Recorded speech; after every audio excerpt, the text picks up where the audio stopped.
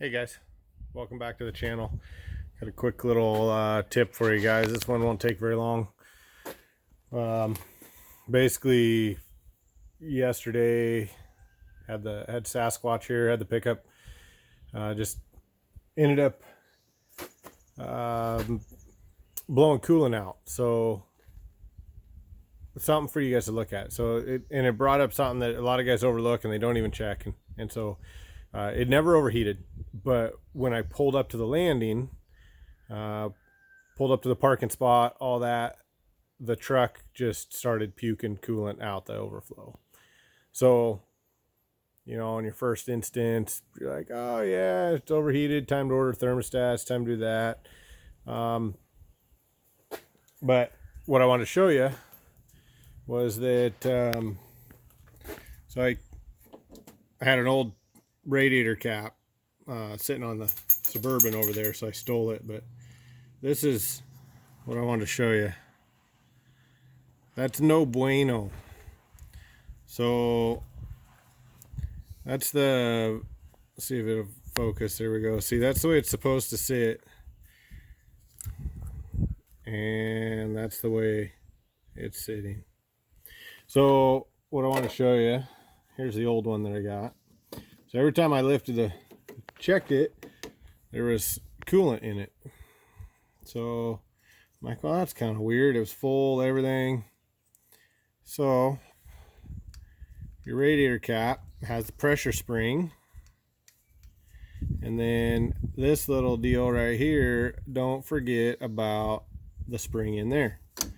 And that spring is there to hold it when it pulls the system back in, pulls coolant back into the system. So you can't forget about that, I guess is what I'm getting at. Don't forget about your radiator cap. You know, your cooling system does a lot of different things as far as how it functions. And so if you don't understand the whole system, that's where you kind of get into trouble. And so in a troubleshooting tree, when you're just learning the system, start at the very basic stuff and work your way up that ladder on the troubleshooting tree. And the very first thing you need to check, obviously, is your radiator cap. Because, I mean, what else are you going to do? You're going to pull the radiator cap and you're going to verify if it's got coolant in it, right? Well, check the spring tension on it. You squeeze it, make sure you got a good spring tension. And then the other thing is, like I just showed you, is the flap on it. So double check that, and then you're good to go. If it's holding tight, so just like that, what it's doing is it had coolant in it and it was doing its job. But once you shut the rig off, that's when it started blowing coolant out of it.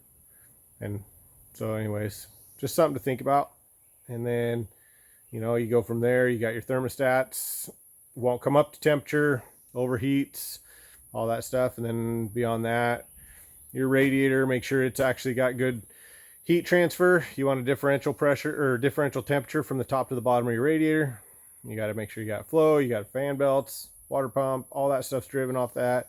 So follow a good troubleshooting tree, find that, go through there, but you know, don't overlook the simple stuff. So anyways, hope everybody's having a good summer. I know that with the coronavirus, COVID-19 shutdowns, all that stuff, there's a lot of you guys that are stuck at home. A lot of you guys not able to get out, camping, things like that. So just try and enjoy some of that. Social distance yourself out in the outdoors, camping. That's what we do. We enjoy it. You can see, look at that. Tent airing out. Hanging up in the tree, airing it out, making sure we got all the bugs and moisture and everything. And get that out of it. So, but you can see, nice and green here on the farm. So I'll try and get you guys some more updates on the farm, try and get you guys some more things going on around there. But I'm not as good at describing. A lot of times we're chasing animals or we're doing whatever we're doing. I'm not as quick, or my brain doesn't necessarily think about what to tell you guys about that kind of stuff. So anyways, hope you have a good day, good week, good rest of your week, and be safe. God bless.